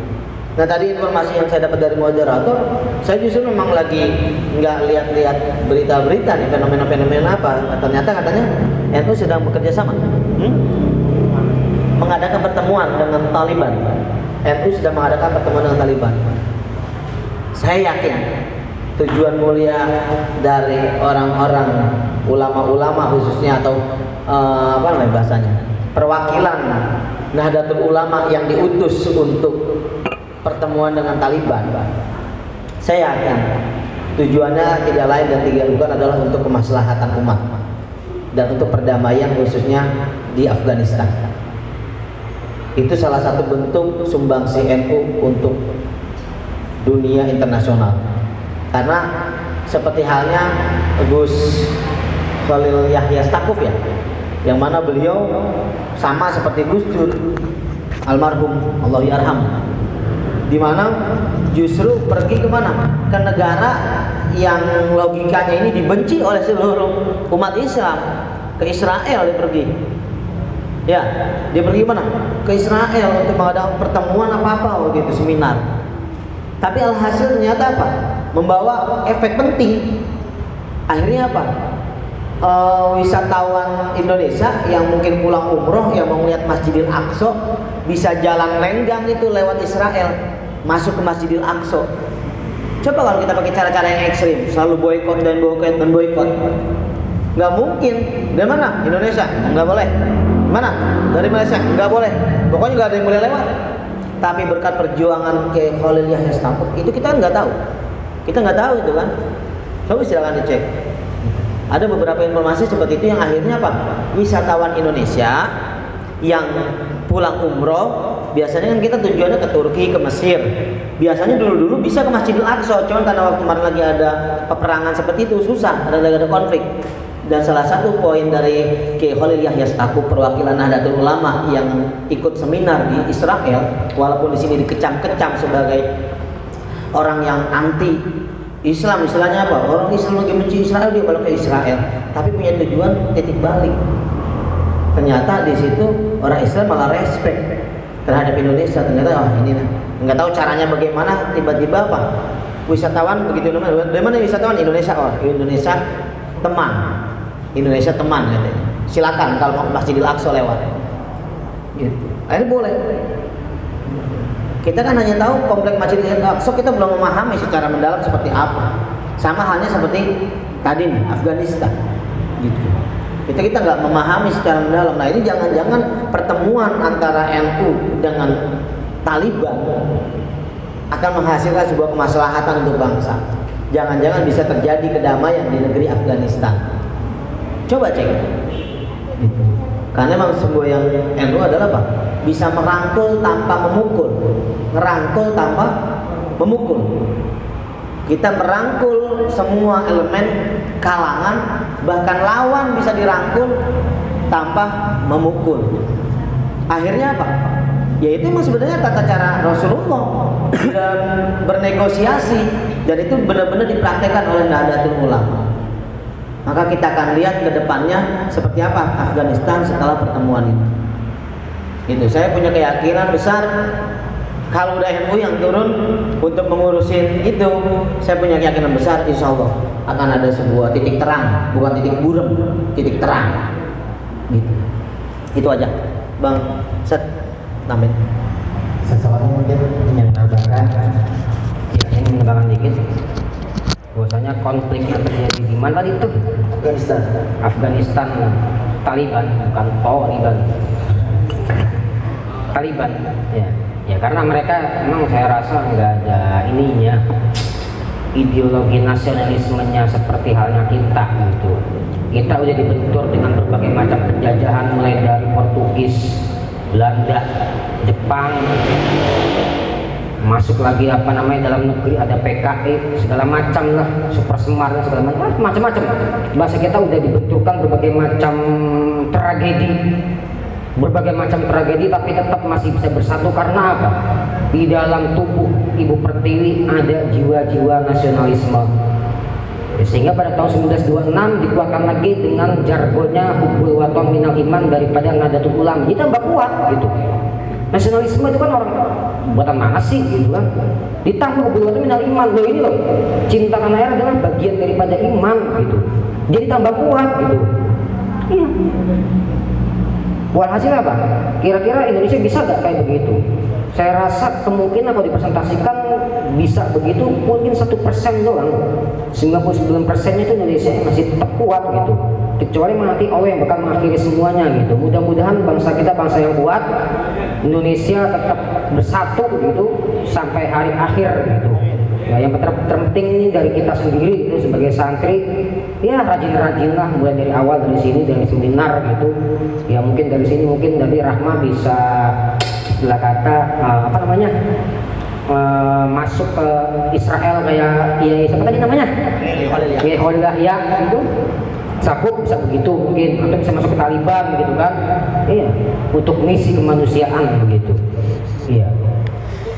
Karena ada yang lebih penting daripada sekedar politik dan segala macam, yaitu kemanusiaan. Begitu kalau kata Gus Dur. Ya, mungkin itu aja yang bisa saya sampaikan. Kurang lebihnya terima kasih. Saya kembalikan kepada moderator. Gimana? Saudari Rahma sudah puas dengan jawaban, apa mungkin yang lain ada yang masih janggal, apa mungkin ingin ditanyakan seputar Taliban tadi? Ayo, santri putra, santri putri tidak ada? Tidak ada ya? Berarti sudah memahami semua apa yang disampaikan dari jawaban dari pertanyaan tadi ya. Ya, tetap saja kelompok itu tidak mempunyai kekuatan persatuan, dia tetap bakal hancur. Kita karena kita setelah kemerdekaan kita ini mempunyai pahlawan-pahlawan kita ini bersatu, maka kita menjadi kekuatan, menjadi kedamaian bagi bangsa dan negara tersebut. Nah, jika hanya sekelompok itu aja tidak mempunyai kekuatan persatuan, ya tetap aja dia bakal hancur. Kalau misalkan jika kita bandingkan ini awal kekuatan, awal mula daripada ISIS ini tetap aja itu bakal jadi hancur. Nah, kalau ada yang itu terlalu jauh, kalau misalkan punya pemikiran ini awal dari kebangkitan daripada ISIS dan Al-Qaeda. Baik, mungkin tadi itu pertanyaan-pertanyaan. Baik, sudah tidak ada pertanyaan lagi bagi yang lain. Santri putra, putri dari tema kita hari ini, ada apa di balik sarung NU? Tidak ada ya? Tidak ada pertanyaan lagi? Imam? Enggak. Imam? Oh ya, oke. Satu pertanyaan lagi. Baik, terakhir satu pertanyaan lagi dari saudara Imam. Ayo. 1508 ya. Assalamualaikum warahmatullahi wabarakatuh. Nama saya Imam Maulana dari kelas Ibtidaiyah 2. Ingin bertanya, Ustaz, saya pernah mendengar hadis yang ini man tasyabaha biqaumin faminhu. Barang siapa yang mengikuti tradisi suatu kaum maka ia bagian kaum tersebut. Nah, ini dalil ini sering dipakai oleh orang-orang untuk ngambilin orang gitu, Ustaz. Kayak misal contoh kayak kejadian orang nanam pohon cemara, pohon apa itu yang dipakai buat Natalan gitu, terus dibilang kafir gitu. Terus ada kiai mengatakan sejak kapan pohon punya agama? Nah yang saya tanyakan, semisal sarung ada gambar salib gitu, atau apalah gitu, apakah sikap kita itu di mana gitu menyikapi orang yang seperti itu? Dan hadisnya ini hadis yang diperuntukkan untuk apa gitu? Assalamualaikum warahmatullahi wabarakatuh. Waalaikumsalam. Baik, tadi pertanyaan dari terakhir ya, pertanyaan terakhir sebelum kita tutup. Tadi pertanyaan dari saudara Imam mengenai hadis Rasulullah yang berbunyi man tasyabaha biqaumin fahuwa minhum. Nah, bagaimana sikapnya? Nah, apakah hadis ini bagaimana menerangkan hadis ininya? Apakah hadis ini dipakai untuk kalau kita mengikuti suatu kaum jadi kita menjadi kaum tersebut. Nah, kalau misalkan kita pakai celana ikutin orang luar, berarti kita ikutin orang luar, orang kafir jadinya. Baik, mungkin narasumber yang pertama yang ingin menjawab Ustaz Muhammad Syokani untuk menjawab daripada pertanyaan Imam.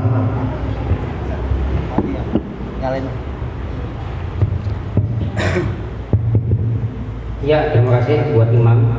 Imam hadisnya kalau gitu mulu. Kalau orang Wahabi kan bid'ah hadisnya. Ini kalau Imam mantas abjad, omongin mulu hadisnya. Kagak diserokan, kagak itu aja hadisnya itu, gak bosan-bosan. Ya, di staf pahaman saya bahwasanya hadis itu kan keluar ketika waktu perang gitu kan. Iya, harus dibedain. Itu orang Yahudi pada pada jenggotnya panjang gitu kan, orang Islam ya disemir rambutnya itu kan biar beda dengan mereka gitu. Ya. Untuk dipakai sekarang ya sah-sah saja, ya. Mau ditafsir bagaimanapun ya sah-sah saja gitu. Karena kita nggak bisa mengatur pola pikir orang mau bagaimana gitu. Kalau misal di sarung ada gambar misal salib gitu, dia ngomong salib ini sesat kafir lah bodoh amatan gitu. Karena di otak mereka isinya cuma salib doang gitu. Iya, paham nggak? Karena seringkali saya bilang bahwasanya ketika otak itu kudu dimasukin yang baik-baik gitu kan. Semisal otak dimasukin, semisal otaknya dimasukin salib aja gitu. Ntar ngelihat begini nih tembok, bentuknya salib, oh masjid kafir ini, oh masjid gereja ini gitu kan. Karena otaknya udah salib aja isinya gitu. Ya. Karena apa yang ditafsirkan daripada yang dia lihat itu diolah dengan apa yang diisi otaknya gitu. Sama kayak Gus Dur begitu. Orang kalau otak isinya porno aja begitu tuh, ngeliat tembok yang putih begini bisa kaca telanjang. Begitu masalahnya. Jadi terserah dia mau berkata apa gitu. Kita nggak bisa melarang arus pemikiran orang bagaimana gitu. Sikap kita bagaimana? Ya udah kita mau baik-baik gitu. Ya ini kan sarung gua yang make gitu. Yang kafir itu gua kafir terserah aja gitu. Itu bisa sendiri gitu. Nggak apa-apa di dalam surga gua di emperan juga alhamdulillah gitu. Iya. Gitu. Selagi kita pakai tenang gitu, nyaman gitu, selagi hati kita emang masih tetap bertaut kepada tauhid yang esa, Allah nggak masalah gitu. Ya. Jadi jangan semuanya dikatakan mantasabiha biqaumin bahwa minhum. Ya. Kalau digituin semuanya rata repot, ntar kagak seru hidup begitu. Sekarang kita lihat orang-orang banyak santriwati yang nonton film drakor itu kan, lu nonton film gituan lu ntar jadi jadi orang Korea kafir lu gitu kan. Mantasabiha biqaumin ntar dulu disemir-semir biar begitu, ntar pakai ini biar cakep gitu, pakai ini segala macam gitu, nonton orang-orang Korea gitu kan. Ini nggak bisa begitu dong gitu. Jangan mudah. Apa sih namanya mantasabiha biqaumin dulu gitu. Iya. Itu. Kecuali kalau emang kita misal bener-bener kita pakai kitab orang-orang Injil gitu kan, orang-orang Nasrani gitu, kita pelajarin gitu. Dan secara niatnya aja kita kalau kita pelajari dong, ini nggak masalah gitu kan. Apapun nanti kita serap boleh gitu, tapi jangan sampai diamalkan gitu. Misal Injil mengatakan agamanya Trinitas gitu, oh iya Tuhan ada 3 gitu misalnya, itu kan nggak bener gitu. Iya. Ini masalah mantasabiha biqaumin nanti ini lebih expertnya, soalnya lebih expert yang pojok ya nggak masalah. Iya. Tapi kalau saya sih mah ngapain sih gitu dipikir-pikirin gitu, bisa nggak berhenti berantem gitu aja diributin gitu. Orang Amerika udah pada pakai satelit loh, kamu ke bulan gitu, itu aja dipikirin. Iya. Itu aja gitu. Masih banyak problematika di tanah air kita yang belum terselesaikan. Masa mau balik ke situ lagi, mantasabiha biqaumin lagi gitu. Iya. Masih banyak problematika kita yang lebih besar yang perlu kita hadapin gitu. Paham ya, Bang? paham ya? Terus misalnya kamu pakai peci gitu, misalnya kayak tutup pala. Lah itu kan orang Yahudi pakai gituan juga tutup pala. Pakai peci juga. Orang Nasrani pendetanya ada yang pakai tutup pala. Orang-orang yang di Kanisa itu gereja di mana di kue orang Yahudi pakai tutup pala sama. Terus orang sarjana misal pakai toga, itu kan budaya mana sih? Kan dari luar. Iya, dalam kemasan Islam nggak ada gitu-gituan pakai toga, pakai topi ini, pakai dilingkerin begini, gitu. Iya, pakai topi nggak masalah, iya. Gak usah pikirin gituan gitu. Tapi pikirkan sekarang apa? Ini udah kita ngaji aja gitu. Iya, sampai kita nggak bisa ngeliat lagi warna hitam dan putih gitu. Warna itu banyak, merah, hijau, kuning, biru, mejeku, hibinium, misal gitu. Banyak itu, banyak warna itu. Kenapa kita nggak ngeliat yang warna itu gitu? Iya, jangan cuma ada kafir, muslim, kafir, muslim, kafir, muslim, kafir, nggak kelar-kelar. Itu aja itu, iya, beneran. Paling gampang ini lain sakartum azidannakum wa kafartum in azidannakum. Kagak syukur aja kita jadi kafir. Iya. Itu juga kagak syukur gitu. Enggak syukur jadi kafir gitu. Pakai sepeda, aduh temen gue pakai motor kagak enak pakai sepeda gitu. Kagak syukur, orang pada jalan kaki ngaji, kagak syukur kafir. Bahkan justru itu kafir itu enggak syukur penyebab apa? Apa namanya, kalau orang nggak syukur tuh penyebab kafir gitu. Karena banyak kafir nggak cuma keluar dari Islam serupa dengan kaum, nggak begitu. Kecil aja lagi. Iya, kayak saya misalnya belum mati saya tadi, Gus kopinya kemanisan, nggak bersyukur, saya kafir loh, gitu. Kemanisan bagi saya ini, nggak suka saya gitu kan. Silakan, besok pengen pahit gitu ya, kalau pahit banget itu nggak apa-apa. Nggak syukuran kafir. Itu kemana ya? Kalau kurang jelas kan kita aja pakai ring tinju sekalian ya, boleh terima ya. Jangan. Cukup Imam? Ya, oke, nanti dilanjut lagi dengan diskusinya personal. Baik itu tadi sama-sama kita simak, sama-sama kita dengarkan daripada pemaparan narasumber materi kita pada hari ini.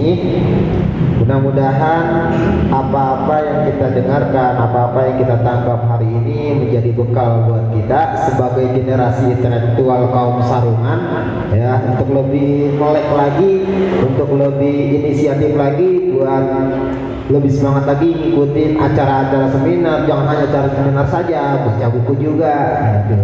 Untuk kaum sarungan yang intelektual kita harus berinisiatif seperti itu. Baik, untuk mempersingkat waktu, mari kita akhiri saja diskusi atau acara kita pada siang hari ini yang bertema ada apa di balik sarung NU, ya, dengan mengucap hamdalah dan ditutup dengan doa kafaratul majlis. Mari kita sama-sama mengucap hamdalah. Alhamdulillahirabbil alamin. Subhanaka Allahumma wa bihamdika